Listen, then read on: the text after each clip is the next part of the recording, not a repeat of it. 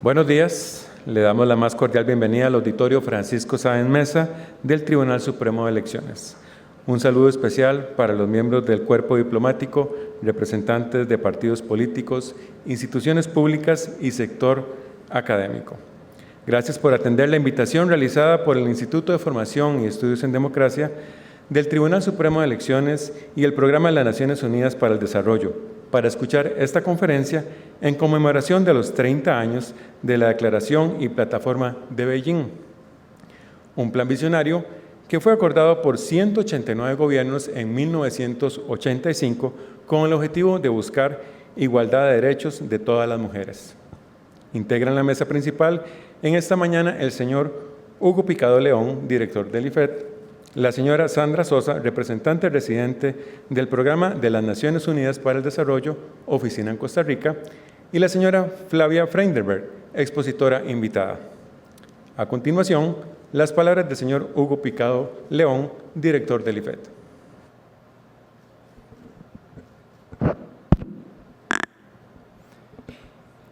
Muy buenos días. Sean bienvenidas y bienvenidos al auditorio Francisco Sáenz Mesa del Tribunal Supremo de Elecciones, la casa de todas y de todos los costarricenses. Muy buenos días, doña Sandra Sosa, representante residente del Programa de Naciones Unidas para el Desarrollo. Buenos días, doctora Flavia Freindenberg, expositora de lujo que tenemos hoy para reflexionar sobre los 30 años de Beijing, los avances y retos. Muy buenos días, señoras y señores representantes del cuerpo diplomático, señor José Thompson, director del Instituto Interamericano de Derechos Humanos, señoras lideresas de partidos políticos, señores que nos acompañan, muy buenos días. Gracias por acompañarnos en esta actividad que tiene el propósito de reflexionar 30 años después sobre el estado de avance, de retrocesos y también de amenazas que se ciernen contra lo que se ha logrado avanzar en términos de derechos humanos en general y de derechos humanos de las mujeres en particular en nuestro contexto. Es para el Tribunal Supremo de Elecciones un honor organizar esta actividad en conjunto con el PNUD y en nombre de la magistrada presidenta doña Eugenia Zamora, del magistrado vicepresidente don Max Esquivel, de la magistrada Seti Bou, así como de los magistrados Lucy Retana y Héctor Fernández, les hago llegar su saludo. Ellos no nos acompañan porque precisamente los jueves es día de sesión, que arranca a las 10 de la mañana y pues en el contexto en que estamos no era viable suspender una sesión del tribunal, así que les envían su saludo y en particular un saludo especial a la doctora Flavia Freindenberg, con quien estamos sumamente agradecidos de haber hecho un espacio en su apretadísima agenda para acompañarnos en esta actividad. Con Flavia nos une una larga amistad como institucionalmente. Flavia sabe que este Tribunal Supremo de Elecciones es su casa también, que aquí siempre encontrará sus buenos amigos. Y en particular para mí es siempre un honor y un gran gusto encontrar a Flavia. Conocí a Flavia hace 22 años ya. Imagínense lo jovencito que estábamos.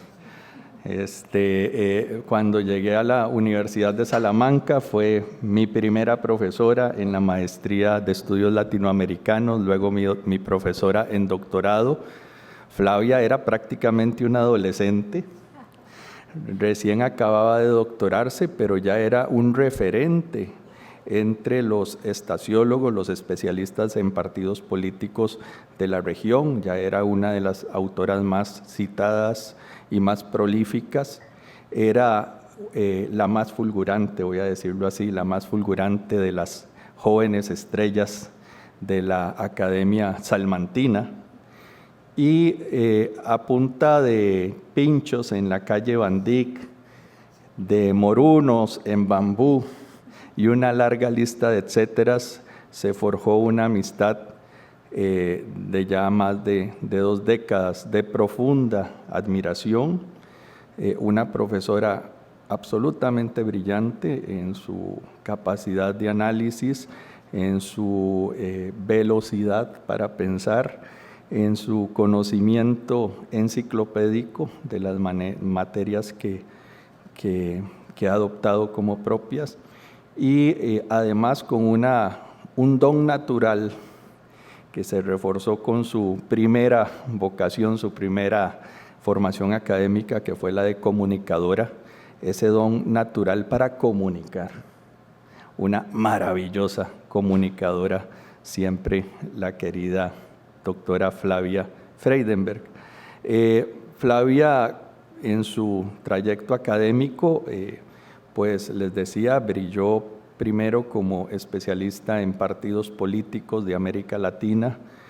Su tesis doctoral fue sobre el sistema de partidos ecuatoriano, y de ahí pues una muy amplia producción en ese campo. Hace 10 años, me parece, que Flavia hace una década más o menos, diste el paso de Salamanca a México.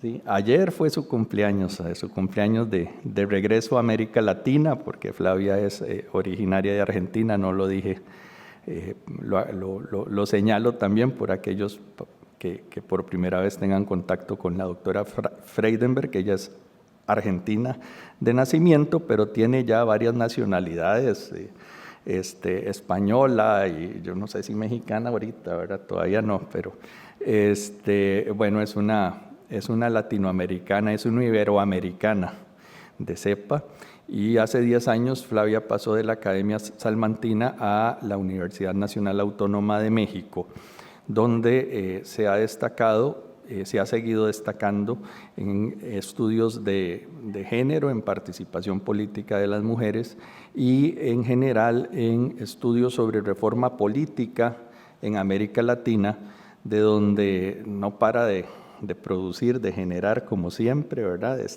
No teníamos en la biblioteca del tribunal, en el centro de documentación, estas 3 últimas publicaciones, así que a partir de esta tarde ya está a disposición de ustedes si la quieren revisar físicamente, aunque seguramente yo sea el primero que las pida, pero quiero decir, digo todo esto no solo por el cariño a Flavia, sino porque quiero señalar que Flavia ha sido una rompedora de techos de cristal, ha sido una mujer pionera siempre, donde ha estado destacadísima en todos sus ámbitos, de manera que no estamos hoy compartiendo únicamente con una académica de aula y de bibliotecas, sino que es una mujer realmente influyente en su práctica, que ha capacitado a mujeres lideresas en toda Iberoamérica, que se ha puesto como decimos en Costa Rica, las botas colibrí, las botas de hule, para meterse en el barro también y hacer aportes concretos a la cultura política, hacer crítica, autocrítica a nuestros sistemas políticos, y proponer también ideas para la construcción de mejores líderes y mejores lideresas para la región. Así que me parece que pocas personas mejores que la doctora Flavia Freidenberg para vertir a este auditorio su reflexión sobre los 30 años de Beijing, los avances y retos. Muchísimas gracias de nuevo al PNUD por ser siempre socios excelentes en estas causas comunes relativas a el fortalecimiento y la reflexión sobre los derechos humanos de la región. Gracias, Flavia, y gracias a todas ustedes, a todos ustedes por acompañarnos. Muchas gracias, don Hugo, por sus palabras. Se dirige ahora a nosotros la señora Sandra Sosa, representante residente del Programa de las Naciones Unidas para el Desarrollo. Muchísimas gracias y bienvenidos. Buenos días a todos y todas. Un saludo al doctor Hugo Picado León, director del Instituto de Formación y Estudios en Democracia del Tribunal Supremo de Elecciones, a la doctora Flavia Freidenberg, a quien nuestra destacada expositora y conferencista magistral de esta mañana, a quien ya el doctor Picado se ocupó de presentar y que, bueno, con todo lo que nos dijo no cabe duda de que es para tener una buena mañana con esta conferencia y me dejó así como que con mucha ansia de saber qué es lo que vamos a estar escuchando. Señoras magistradas y magistrados del Tribunal Supremo de Elecciones, señoras y señores representantes de partidos políticos en Costa Rica, integrantes de los mecanismos de género de los partidos políticos, destacadas mujeres políticas costarricenses, señoras y señores representantes de embajadas, cuerpo diplomático, cooperación internacional y agencias de Naciones Unidas, señoras y señores representantes de instituciones públicas, academia, de los medios de comunicación que nos pudieran acompañar y organizaciones sociales. Para nosotros, como PNUD, realmente para mí es un gusto ser parte de la apertura de esta conferencia magistral que nos dará la doctora Flavia Freidenberg, los cuales hemos tenido, esta conferencia que hemos tenido, como ya decía también el doctor Picado, el honor como PNUD de organizar de manera conjunta. Desde el PNUD reconocemos la importancia del vínculo entre democracia, desarrollo e igualdad de género, siendo que las sociedades democráticas aseguran la representación y la participación ciudadana.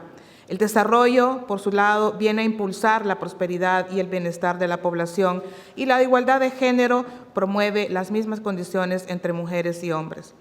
Afianzar la cultura democrática y robustecer el desarrollo del país con miras a una mejora en la calidad de vida y la prosperidad para todas las personas y comunidades pasa por contar con mujeres en posiciones de liderazgo y de toma de decisiones y partidos políticos con arquitecturas de género y estrategias de gobierno que impulsen la igualdad y la autonomía de las mujeres y que incidan en la promoción de las masculinidades positivas. En esta línea, el anhelo de un mundo más justo y con las mismas condiciones entre mujeres y hombres que tuvieron miles de mujeres hace 30 años, en 1995, cuando visionaron la Plataforma de Acción de Beijing, sigue vigente hoy más que nunca. Con esta conferencia magistral se colocará el foco en la dimensión política, en los importantes logros que hemos alcanzado, así como en los muchos retos que todavía enfrentamos.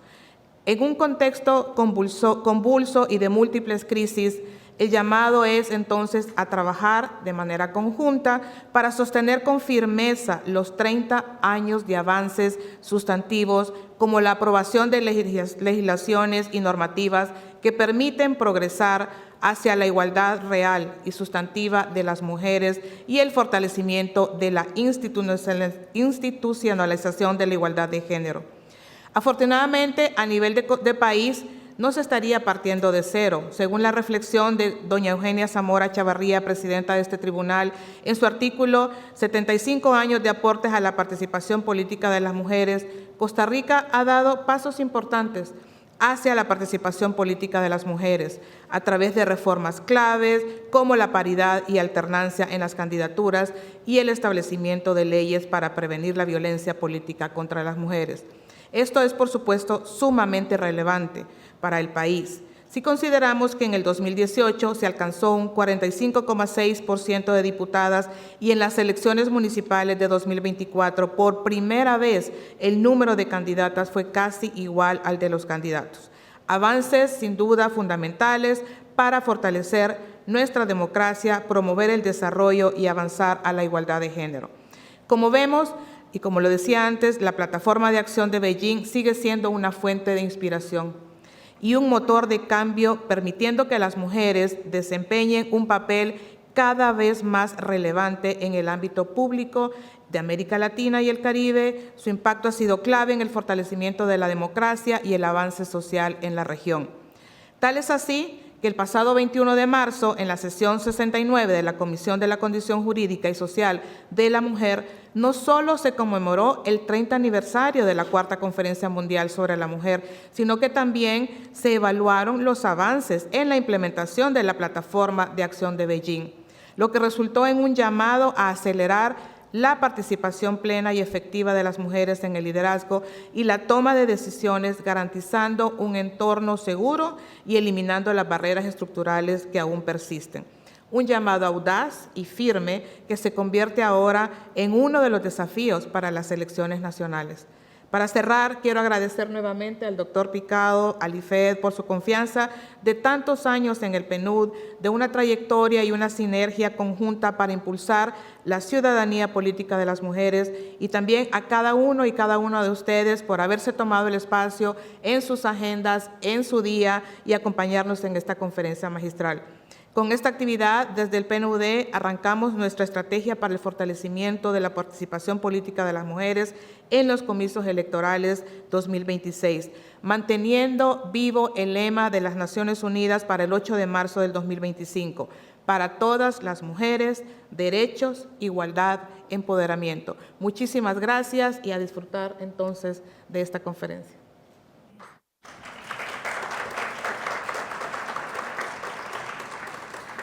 Muchas gracias, doña Sandra, por sus palabras. Acto seguido, invito al señor Picado y a la señora Sosa a pasar aquí a la primera fila del auditorio para proceder con la conferencia magistral que dictará la doctora Freindenberg. A continuación, me permito presentar a la expositora de esta mañana. Doctora por la Universidad de Salamanca y máster en Estudios Latinoamericanos por la misma Casa de Estudios y licenciada en Ciencia Política por la Universidad de Belgrano en Argentina. Investigadora titular C a tiempo completo definitiva del Instituto de Investigaciones Jurídicas de la Universidad Nacional Autónoma de México. Profesora del posgrado de Ciencias Políticas y Sociales y miembro del Padrón de Tutores del posgrado de Derecho de la misma universidad. Directora académica del Observatorio de Reformas Políticas en América Latina de la OEA y del Instituto de Investigaciones Jurídicas de la UNAM, fundadora, coordinadora de la Red de Politólogas No Sin Mujeres, autora de numerosos libros y artículos de investigación sobre democracia, partidos políticos, derechos políticos de las mujeres, reforma electoral, entre otros temas. Bienvenida, doctora Freindenberg.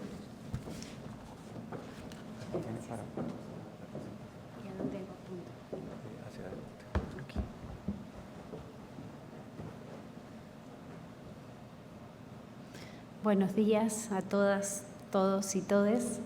Me da muchísimo gusto estar hoy aquí, en mi casa, claramente, en la casa de todos los costarricenses y todas las costarricenses.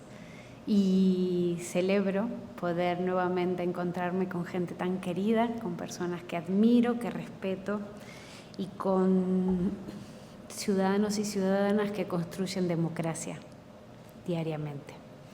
Hoy estamos aquí para recordar, para revisar, para enorgullecernos de haber llegado en un momento de la historia de la humanidad en donde nos pusimos de acuerdo sobre algunas cosas que, a nuestro pesar, sectores o grupos u otras personas consideran que no son tan importantes, pero para nosotros sí.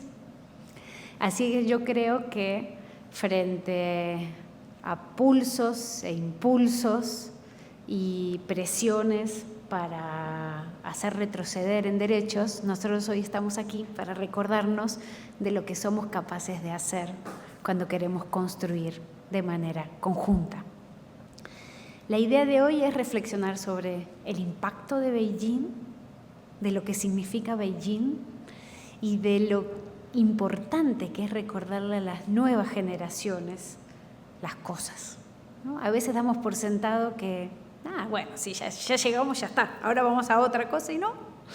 Hay que trabajar en la construcción de narrativas y en la construcción de acciones y de estrategias que nos permitan avanzar en derechos humanos, por supuesto, pero también en la posibilidad de convivir juntos en paz. Les decía que estamos aquí para hablar de Beijing, pero también, aprovechando Beijing, para recordarnos, bueno, qué cosas podemos mejorar y sobre qué cosas deberíamos hacer énfasis de cara a la construcción de ciudadanía política de las mujeres y, si me permiten, de los hombres también. Yo soy de esas personas que cree que nos hemos dedicado muchísimo a pensar que había que contribuir en el trabajo de las mujeres y quizás no hicimos tanto énfasis de que esto es una sociedad de iguales y que la construcción tiene que ser, claro, para la ciudadanía de las mujeres, pero también para la ciudadanía de los hombres, ¿no? Porque, discúlpenme, lo digo con todo respeto, parecería que los hombres vinieron de un planeta de saberes totales que no necesitan capacitarse, ¿no? Y que nosotros tenemos que ir todo el tiempo constantemente capacitándonos y formándonos porque tenemos que empoderarnos y saber de nuestros derechos. ¿Y ellos? Que nacieron sabiendo. Entonces, bueno, yo creo que hay que construir ciudadanía para todos y todas y todes.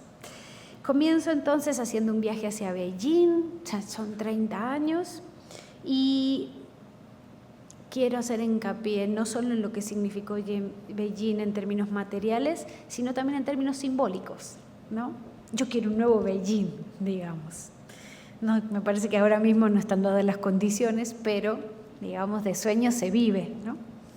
Y como bien dijo mi querido doctor, magistrado, director, y mi gran amigo Hugo Picado, éramos muy jóvenes cuando soñábamos que íbamos a estar aquí y fíjate, soñar no cuesta nada, ¿no? Dice la canción. Así que ¿por qué no podemos soñar un nuevo San José, ¿no? Un nuevo México, un nuevo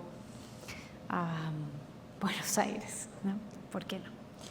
Luego quisiera llamar la atención sobre, a pesar de esos avances, y que son avances importantes, identificamos la persistencia de ciertas desigualdades.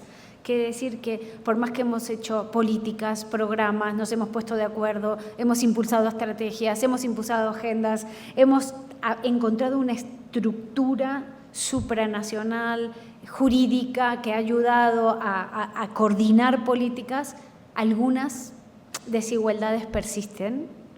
Y finalmente, bueno, ya saben, como bien dijo Hugo, yo suelo mirar el vaso medio lleno y digo, bueno, y entonces ahora vamos a por, entonces, ¿cuáles son los retos y oportunidades que me parece que deberíamos enfatizar? Hay muchísimos, pero me parece que algunos sobre los que deberíamos poner más atención o prestar un poquito más de esfuerzo, ¿no? Así que les invito a este viaje. Me dijeron que tengo que hablar en 40 minutos, voy a intentar hacerlo un poquito menos de tiempo. Mi amigo Joseph Thompson dicen que soy brillante en 20 minutos, 40 como que ya aburro, así que voy a intentar, no, aburro no, eso lo puse yo, pero voy a intentar a ver si lo consigo. Primer punto entonces, en 1995 en Beijing, cuando ocurre Beijing, solo 11 mujeres eran jefas de gobierno o Estado en todo el mundo. Hoy esa cifra está entre 26 y 28 mujeres jefas de Estado o de gobierno. En 1995, la representación descriptiva de las mujeres en América Latina a nivel legislativo, punto medio, era de 9%. Hoy estamos en 35.8%. Y a ustedes no saben el orgullo que yo tengo de todas las mujeres políticas de la región que han roto techos, han roto barreras, lo voy a decir en mexicano, se han sacado la madre para poner mujeres en los cargos con todo el impacto simbólico y material que eso significa. Es más, América Latina, le suelo decir a mis estudiantes, tiene mucho que enseñarle al mundo sobre cómo romper las barreras en participación y en representación de las mujeres, ¿no? Y cuando voy a Europa se lo digo a las españolas, sobre todo le digo, ustedes tienen que mirar un poquito más para este lado, para que vean cómo sí se puede desde lo institucional, desde las transformaciones en políticas, desde la cooperación y el trabajo con las mujeres, romper esos techos. Esto significa que desde 1995 la proporción de las mujeres en los parlamentos se ha duplicado, que las tasas de matrimonio infantil han disminuido, que más mujeres tienen acceso a licencias de maternidad y a ayudas para la manutención infantil, que las prestaciones por desempleo y los planes de pensiones se incrementaron para las mujeres y que la proporción de mujeres que utilizan Internet aumentó un 50% según datos de Naciones Unidas. También, desde 1995, se aprobaron 1.531 reformas legislativas sobre igualdad de género.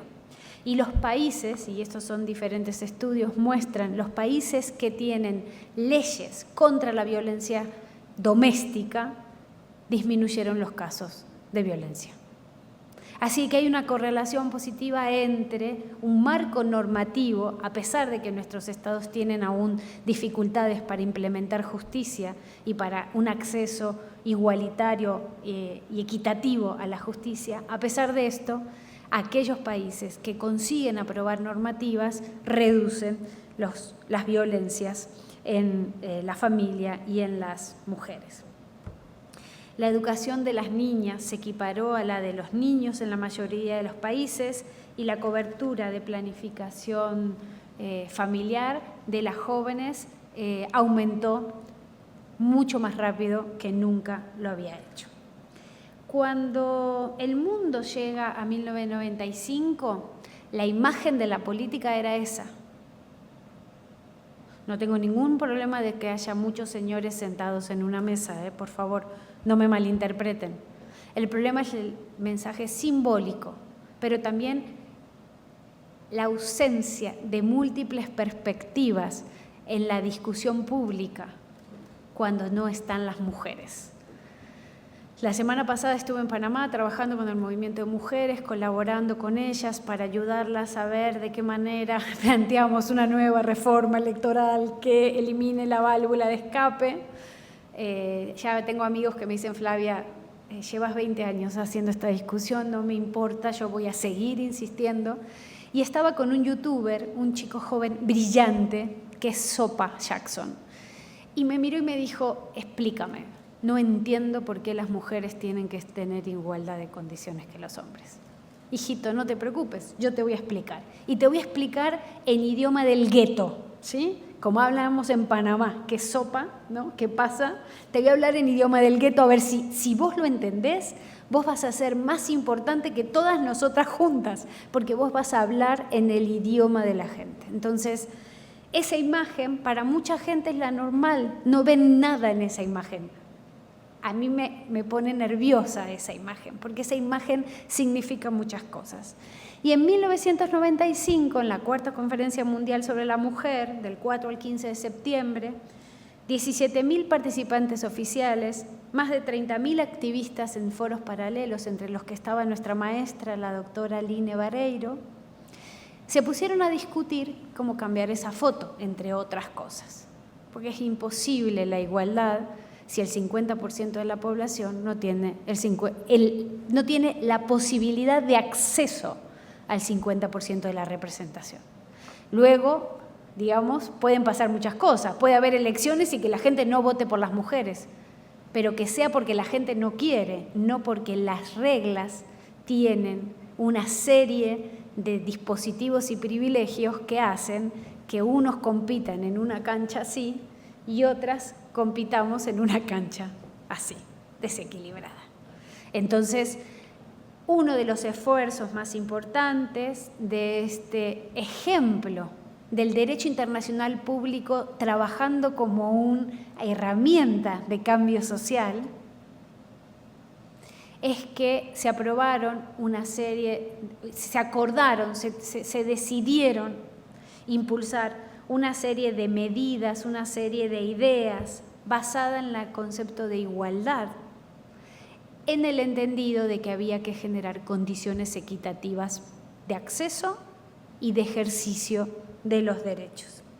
Dice la Declaración de Beijing, cito textual, la igualdad entre hombres y mujeres no es solo un derecho humano básico, sino una necesidad práctica para la erradicación de la pobreza y la construcción de un mundo más pacífico y sostenible. No fue fácil, no fue sencillo. Dice nuestra maestra Line que cuando las latinoamericanas les dijeron a las europeas que iban a exigir candidaturas de cupo, ¿no? con medida de acción afirmativa a los partidos políticos, que Argentina ya lo había aprobado, porque Argentina lo aprueba esto en el 91 y estas conferencias en el 95, que las europeas las miraron como diciendo, pero ustedes, ¿qué están pensando? ¿Cómo van a exigir a los partidos cupos en las candidaturas? Soñar no cuesta nada. Lo hicieron realidad, ¿sí?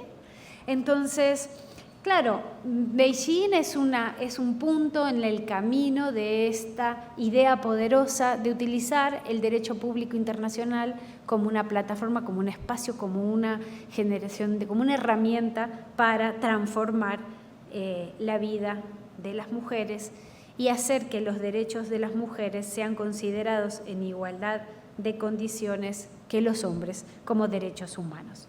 La plataforma y la declaración tienen muchas áreas de acción, se acordaron 12 áreas de acción, suponen leyes, suponen programas, suponen estrategias, supone un cambio de paradigma, de mujeres beneficiarias a mujeres titulares de derechos. Y, por supuesto, la coordinación en una serie de puntos, de nodos gordianos sobre los cuales trabajar.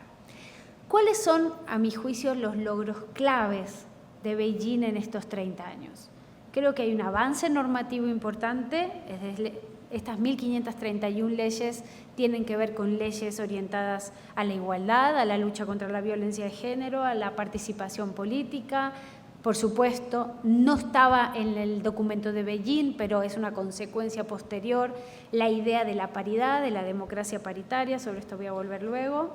Hay un avance importantísimo en términos de educación, como les decía, en lo que les mencionaba de la participación política de las mujeres, sobre todo en el ámbito legislativo. Todavía hay mucho que hacer a nivel local, ahí hay todavía techos importantísimos en América Latina respecto a una mayor igualdad. El tema de la inclusión económica y los avances en la participación laboral y la visibilidad que va a surgir luego de Beijing de una idea poderosa de la acción colectiva que acompaña al derecho internacional público, es decir, las movilizaciones de mujeres como un espacio de reivindicación material y simbólica.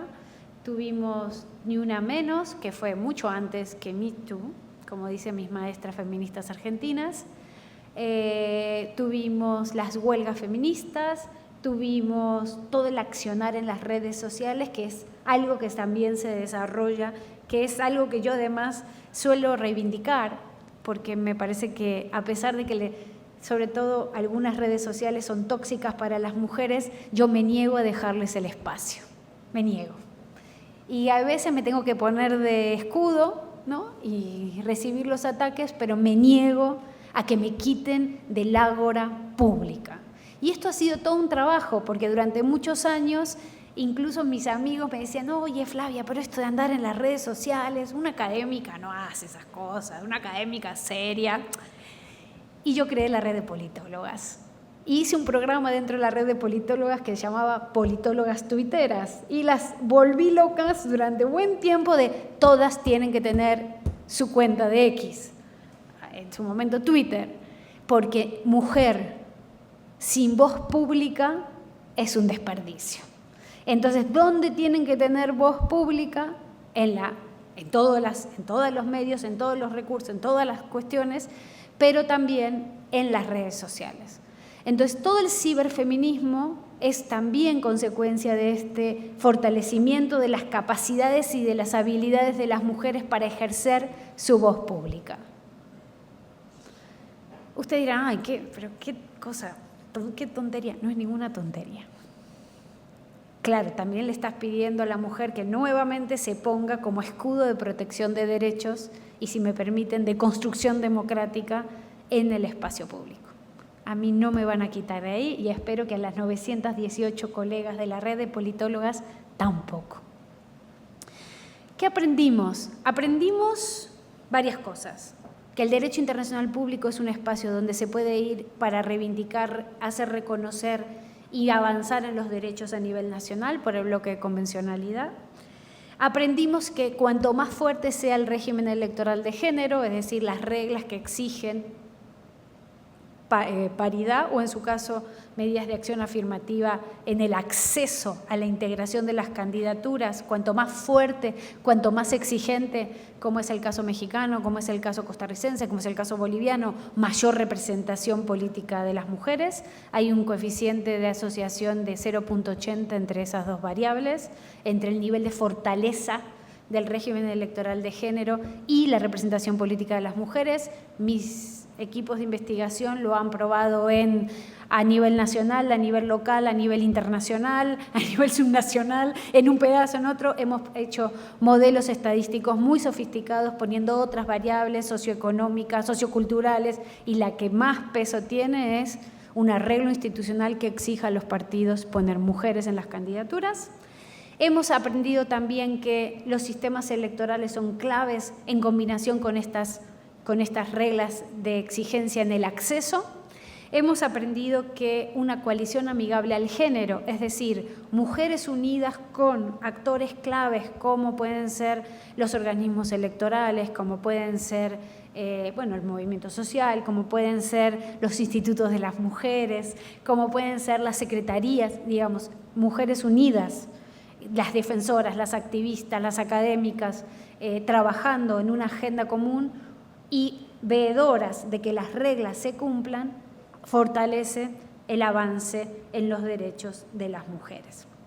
Cuando con mi amiga y colega, la doctora Betilde Muñoz Pogosian, nos pidieron para un manual de innovación democrática de Springer sobre identificar un mapeo de mecanismos de innovación en América Latina, en la procuración de los derechos de las mujeres, nos encontramos con todos estos mecanismos de herramientas de innovación democrática, desde lo normativo institucional, teniendo mucho peso el trabajo colaborativo y la construcción, por ejemplo, de observatorios. PNUD ha sido muy importante en el fortalecimiento y apoyo a estas alianzas entre mujeres que formalmente, ¿no?, yo lo aplaudo eso, y formalmente ha puesto a dialogar a personas que no se habían puesto a dialogar hasta ese momento. Para mí eso es clave.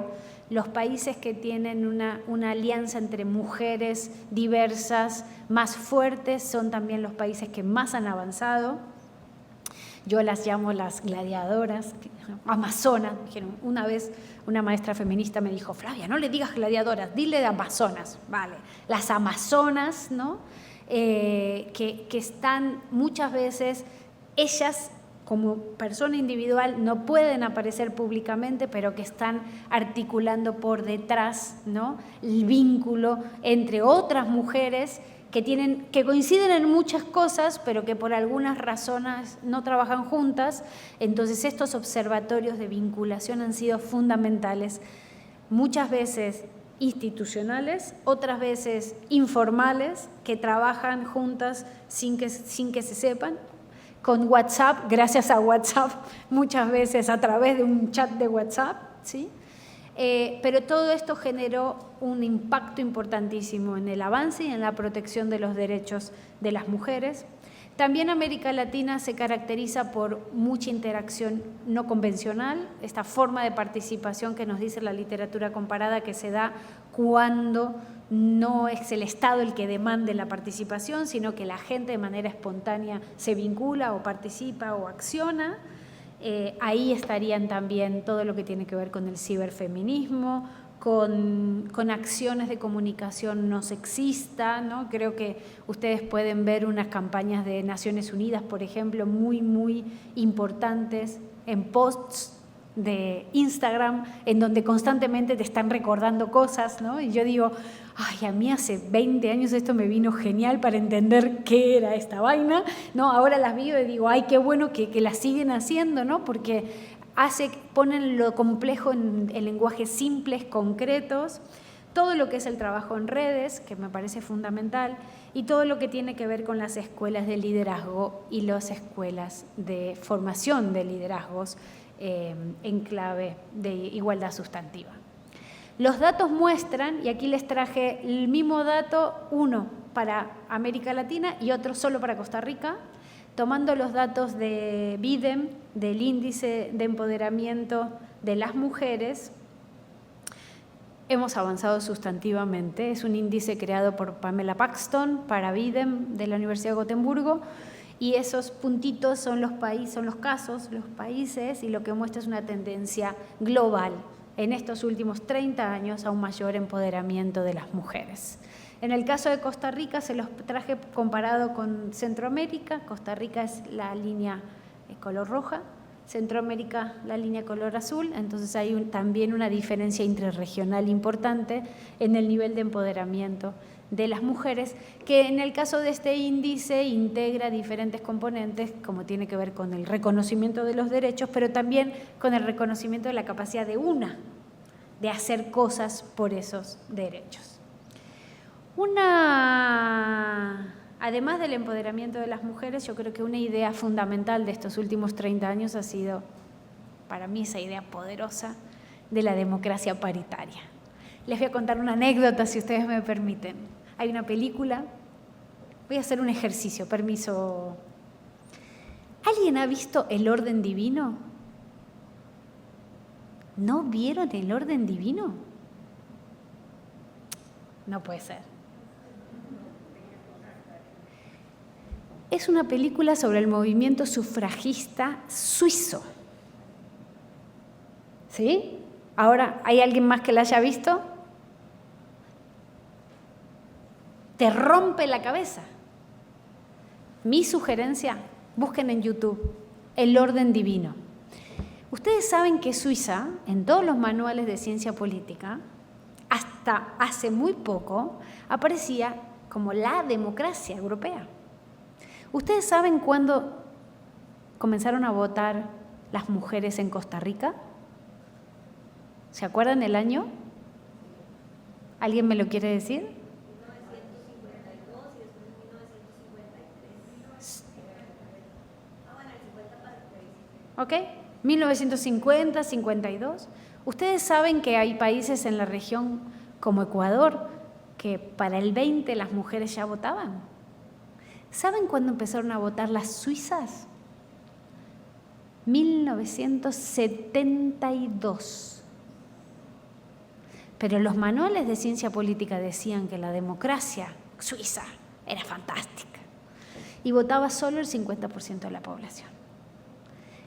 El orden divino es una película hecha por una italiana suiza que ganó el premio en Sundance, que cuenta cómo hicieron las mujeres suizas de un montón de cantones suizos, porque esto se vota por cantones, en unos referéndums, porque como ustedes saben en Suiza las decisiones se toman en referéndums, en consultas populares, para que los hombres les permitieran votar. No es nada muy diferente a lo que yo tengo que conseguir, yo y un montón de mujeres panameñas, en Panamá en el año 2025, que un montón de señores que están en la Asamblea Legislativa panameña, ¿sí? Solo tengo 15 mujeres de 71 escaños, tengo que conseguir que esos señores voten para que les permitan a las mujeres ser candidatas. Porque hay una válvula de escape en el diseño institucional panameño que dice que si los partidos no encuentran mujeres, y ustedes dirán, nunca las encuentran, pueden no respetar la paridad, presentando una carta de las secretarías generales de los partidos, que por supuesto siempre consiguen. Es más, don Osmas Valdés siempre me decía, Flavia, la carta es lo primero que tienen. Después se ponen a armar las listas, pero siempre tienen la carta que dice que no las encuentran. Es el mismo proceso, así como las suizas le tuvieron que ir a pedir permiso para jugar, es decir, permiso para votar a los hombres suizos, las panameñas necesitan derogar una parte del artículo 373 para poder jugar, para poder competir, para poder estar en las listas en igualdad de condiciones. Por eso para mí la idea de democracia paritaria es fantástica. No surge en América Latina, surge en Europa, surge en 1992 en Atenas. Para mí es un proceso, es parte de este proceso que viene desde Beijing, en donde se ha instalado en diferentes dispositivos internacionales, incluido en la Agenda 2030, con uno de sus 17 Objetivos de Desarrollo Sostenible, el 5, ¿no?, que ha hecho que la cooperación, las acciones estratégicas pudieran, ¿no?, marcar su trabajo en la construcción de la igualdad sustantiva. Otro de los elementos simbólicos y materiales sumamente importantes ha sido, como les decía, el aumento en la representación política descriptiva. Hay países que han mejorado sus niveles de representación mucho más que otros países. Esta es la realidad, según datos de CEPAL, de este momento. Hay un ajuste en Panamá, porque Panamá todavía no tiene los datos actualizados, pero en general la tendencia es la misma. Hay 4 o 5 países locomotoras, los que han aprobado la paridad de género, y el resto viene atrás, ¿sí? Pero esto es una representación descriptiva. Cuerpo de mujer no significa conciencia de género, por tanto, nos hemos sacado la madre para que ellas lleguen y cuando llegan nos penalizan el aborto. Ok, no entendiste nada, ¿no? Y nosotras seguimos, ¿no? Nosotras trabajamos, hacemos que lleguen, pero como somos demócratas, todas tienen que llegar, no importa quiénes lleguen, lo importante es que lleguen, y entonces nos reducen derechos. Y eso es un dilema que tenemos en estos momentos, por eso yo abogo como Hannah Pitkin a entender la representación desde una perspectiva multidimensional, no solo descriptiva, es decir, presencia, sino también simbólica, es decir, que puedan ejercer el poder sin violencias, ¿no?, sin limitaciones, sin estereotipos, y por otro lado, que puedan impulsar una agenda sustantiva sobre derechos de las mujeres. Y soy consciente que tener más mujeres en los escaños no significa tener ni a las feministas ni a las progresistas en los escaños. Por tanto, cuando Colombia dice feministas en las listas o cuando Argentina dice feministas en las listas, lo que está diciendo es, ¡ay, movimiento de mujeres, movimiento feminista, ponte las pilas, capacita, mejora la capacidad de rendimiento electoral de tus mujeres, porque no solo ahora tienen que llegar las mujeres, sino tienen que llegar las que tengan una agenda de defensa de los derechos de las mujeres en términos de autonomía. Porque las conservadoras también dicen, nosotras tenemos derecho a estar, y por supuesto que tienen derecho a estar. De la misma manera que los hombres tienen derecho a estar. El tema es que las feministas o las progresistas también tienen derecho a estar. No sé si se entiende la cuestión. Y en eso, y este es el otro punto, el último punto de esta fase, que sobre la que quiero llamar la atención, es tan importante la coalición amigable al género. Y Mariana Caminotti, una seguro destacada investigadora, que ustedes la conocen mucho, diseñó este esquema, al cual yo siempre a mí me gusta poner luz en mis colegas, entonces yo lo referencio, porque cada vez que avanzamos en derechos va a haber retrocesos, ¿no? Line siempre nos dice, nosotras no nos cansamos. Cuando yo digo, hijita, maestra, estoy cansada, hijita, nosotras no nos cansamos. Entonces sabemos que cuando avanzamos nos tenemos que preparar porque van a venir los retrocesos. Y avanzamos y van a venir el backlash. Y avanzamos y van a venir los... Entonces, no es lineal, es una cuestión progresiva. Hay que estar preparadas para saber que toda acción puede tener su respuesta en ese sentido.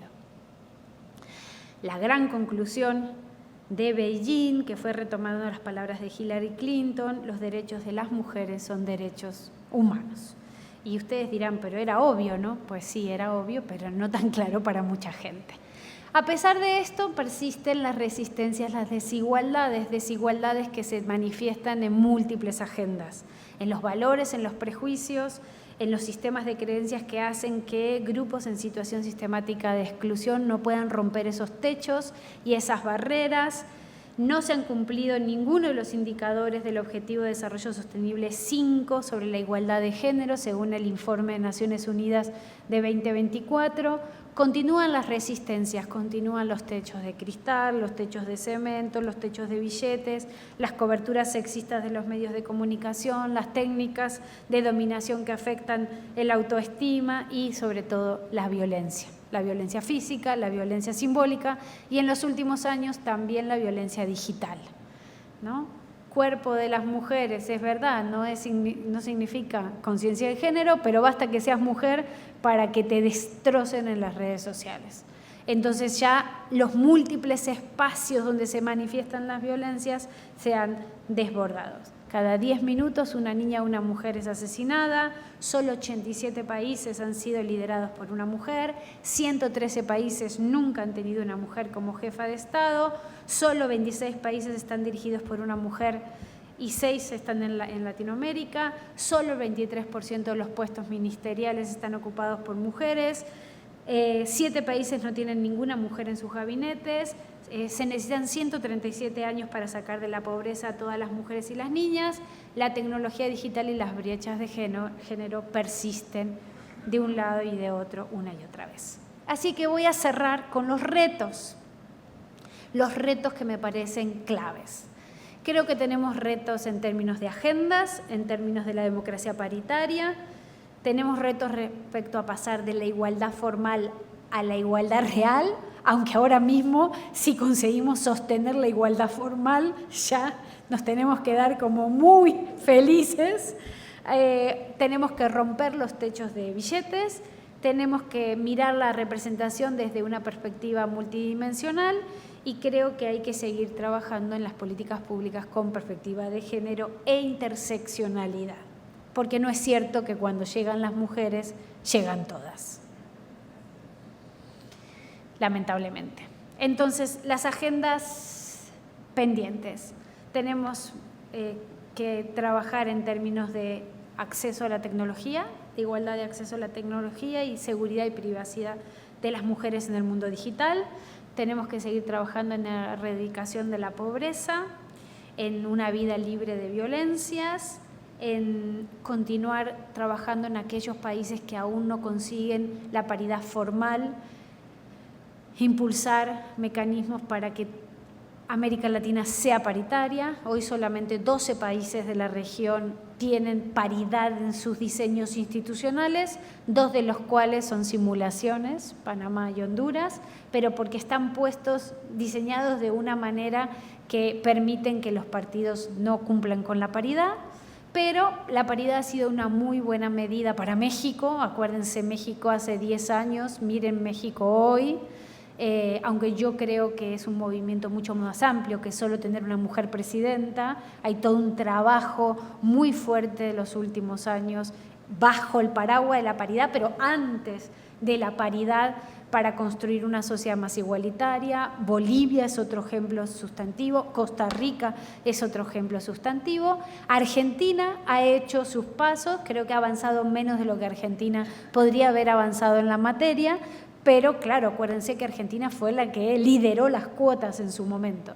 Pero bueno, hay países como Guatemala que no tiene nada, que no han conseguido aprobar ni una cuota del 20, ni te digo una cuota del 30, ni te digo una paridad. Ecuador ha tenido un modelo súper interesante de paridad progresiva, ¿no? Yo en el 2000 no lo entendí, les soy honesta, no entendí por qué habían aceptado una cuota progresiva, pero en el 2008 el único país que tenía la paridad puesta era Ecuador, porque claro, le fueron haciéndole progresiva cada elección y sin que los partidos se dieron cuenta, que no es raro en Ecuador por la volatilidad de los partidos, por la volatilidad de las dirigencias, ¿no? Tienen que votar 50% de las listas. ¿Cómo? Y eso fue porque crearon esa paridad progresiva, el único país que le hizo una paridad progresiva. Creo que también entonces hay que profundizar en la democracia paritaria con igualdad sustantiva para conseguir la paridad matemática, pero también para conseguir igualdad en las otras agendas de la representación, como les decía recién. No solo se trata de tener mujeres en los cargos, sino tener mujeres en los cargos con poder para hacer una vida libre de violencias y siguiendo los intereses de las mujeres. Eliminar todas las barreras que enfrentan en términos de ejercer el poder y generar mucha información, mucha investigación y mucha transferencia de conocimiento a las mujeres políticas desde la academia respecto a lo que significa la representación sustantiva. Ustedes saben que yo lideré un equipo de investigación hace unos años que publicó un libro, Mujeres en los Congresos Mexicanos a nivel subnacional. Evaluamos 24.397 iniciativas legislativas de dos periodos legislativos de 8 años a nivel de las entidades federativas en México, y de 24.397 iniciativas que evaluamos, solo 4.000 podrían ser calificadas como de progresistas o feministas. Y esas 24.397 iniciativas legislativas se presentaron por mujeres que estaban, en la mayoría de los casos, en congresos paritarios. Así de que hacen leyes, hacen propuestas que no son ni feministas ni progresistas. Y esto es en los últimos 8 años. ¿Por qué? Porque desde que se aprobó la paridad en México en el 2015. Entonces, insisto, tenemos que trabajar para la representación descriptiva, pero también para la representación simbólica y la representación sustantiva. Tenemos que pasar de la igualdad formal a la igualdad real, como les decía, y hay que llevar a los hombres al espacio privado, porque estamos haciendo énfasis en llevar a las mujeres al espacio público, pero entonces hacemos doble carga. Ahora nos encargamos de lo público y de lo privado. Así que hay que trabajar en nuevas masculinidades y generar asociaciones, o sea, compartir el poder, pero también compartir los cuidados. Romper los techos de billete. Tenemos una deuda en respecto al financiamiento de la política muy importante en la región. Yo en algún momento propuse dinero directo a las mujeres candidatas. Los partidos pusieron el grito en el cielo, porque eso significa perder el control de los recursos que entran a los partidos, y como ellos son los que distribuyen esos recursos, entonces, pero hay una iniciativa súper interesante en Canadá, que es que si una mujer se registra una cuenta bancaria y el Estado le da directamente el recurso a las mujeres candidatas, y de esa manera eliminas las simulaciones. Yo no tengo investigación comparada sistemática para los 18 países de la región para decirles lo que les voy a decir, pero en los casos que he estudiado, lo que suele pasar es que les dicen: tráeme boletas, facturas para justificar un ingreso, a ti te corresponden 200.000 pesos mexicanos, y las candidatas dicen: yo nunca recibo los 200.000 pesos mexicanos, pero tengo que encontrar justificantes sobre los 200.000 pesos. Ellos son los que luego me dan algunas bolsitas, despensas, camisetas para la campaña. No defino quién me hace la campaña, no puedo contratar quién me hace redes sociales con ese recurso, no tengo acceso a ese recurso. Y tengo la intuición de que esto no solo pasa en México, digo, no tengo datos para todos los países sobre esto, pero sí creo que hay una práctica muy responsable en el control, en el acceso a los recursos del financiamiento público. Y como me dijo un día el dirigente de un partido político mexicano: ay, doctora Flavia, usted está volviéndose loca por el 3%. El 3% era lo que le designaban el Estado a los partidos políticos para capacitación de las mujeres. Usted se vuelve loca. Era mi alumno en un diplomado, Usted se vuelve loca por el 3%. Y nosotros hacemos lo que queremos con el 97% restante. Pero usted se vuelve loca por lo que hacemos con 3%. El hombre tenía toda la razón. Me sentó fatal cuando me lo dijo, pero el hombre tenía la razón. Yo estaba volviéndolos locos por el 3% etiquetado de perspectiva de género de capacitación, y el hombre me decía: se los deberíamos regalar, son limosnas. Y yo: ¿cómo dice eso? Pero el hombre tenía la razón, se lo tengo que agradecer. Por tanto, nos volvemos locos exigiendo que destinen un dinero a la capacitación de las mujeres, pero en realidad el el dinero que deberíamos estar prestando atención es el otro, no solo el de etiquetado con perspectiva de género, sino que hacen con el financiamiento para las campañas electorales y cuando lo distribuyen de manera inequitativa. Y ustedes saben que si ustedes no tienen dinero para hacer campaña, la posibilidad de ganar es mucho menor que la posibilidad de ganar cuando una tiene recursos propios o de los partidos para competir. Y en una encuesta que hicimos en el 2018 con Betica Muñoz Pogosian, le preguntamos y nos contestaron 270 mujeres políticas de América Latina. El 80% nos dijo, fue un sondeo, ¿no?, que hicimos a través de la plataforma en redes sociales, nos dijeron que el 80% que ellas nunca habían recibido dinero para hacer campaña, ellas ponían recursos propios. Ni siquiera sus familias le daban dinero porque no creían que ellas pudieran ganar. Así que este es un tema de agenda importantísimo. Como les decía, hay que trabajar en la representación desde una perspectiva multidimensional, ¿no? Que veamos de qué manera tenemos agendas comunes entre progresistas y conservadoras para ver si podemos eliminar la violencia. La violencia no tiene ideología, la violencia es contra todas. Así que cuanto antes entendamos esto, muchísimo mejor. Impulsar políticas públicas con perspectiva de género para desarrollar agendas importantísimas en términos de cuidado, de trabajo doméstico remunerado, licencias de paternidad. Si ellas tienen acceso a 6 meses, 3 meses de licencias de maternidad y ellos solo les exigen 3 días, el Estado le está diciendo al señor que no importa el cuidado. El mercado le está diciendo al señor que su trabajo es más importante que su familia, ¿sí? Y el señor cree que tiene una función de abastecimiento económico y ella de responsabilidad de familia. Por tanto, los valores están trastocados. Hay que igualar y quizás mirar los modelos nórdicos que hacen unas licencias de paternidad que sean más equitativas e igualitarias, obligatorias. No pueden no cumplir con la licencia de paternidad los hombres en esos estados feministas. Bueno, cierro. Beijing a posterior, digamos, de todo lo que aprendimos en Beijing después de 30 años, nos hace pensar que hay que acelerar avances en varias materias, que hay que trabajar más en la protección de derechos y que hay que generar escudos protectores. Yo hace unos años, mi amigo Hugo no tiene por qué saberlo, ya no estudio tanto partidos políticos, ya no estudio tanto el tema de la agenda de las mujeres, aunque es una de mis agendas que yo sigo pensando. Yo estoy abocada de cuerpo y alma en la democracia. Yo creo que las personas deberían dedicarle diariamente su vida a proteger lo que conseguimos en términos de pluralismo, de competencia, de igualdad, ¿no?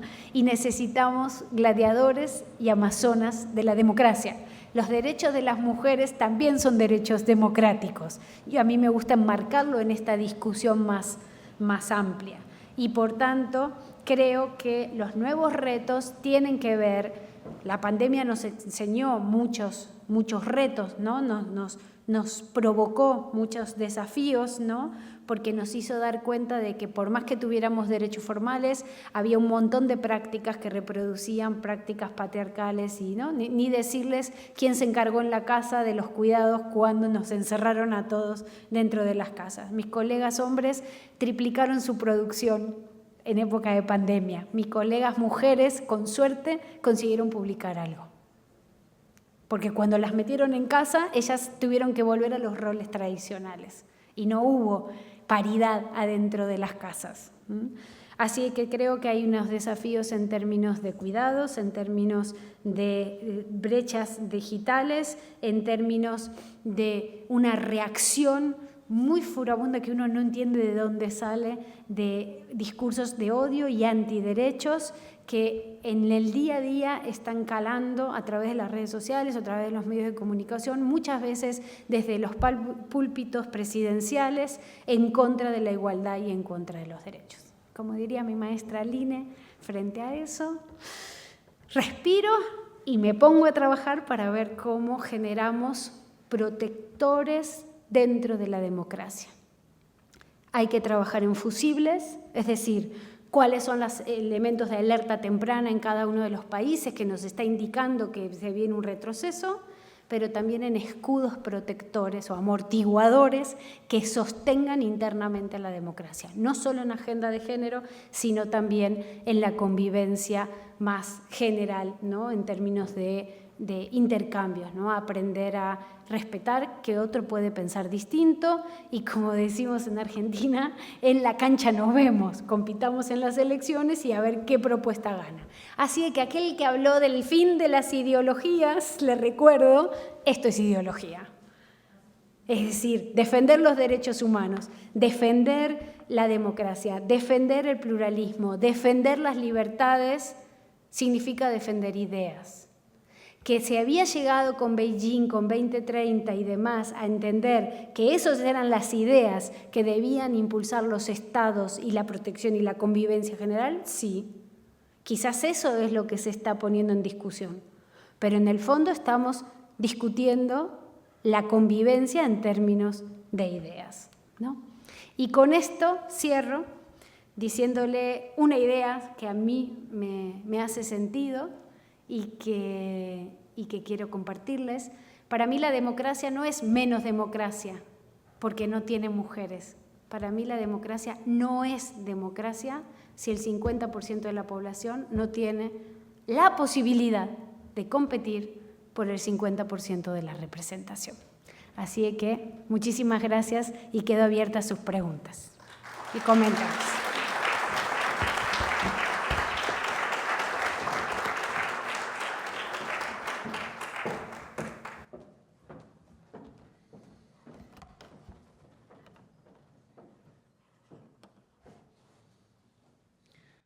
Agradecemos a la doctora Freindenberg por su exposición.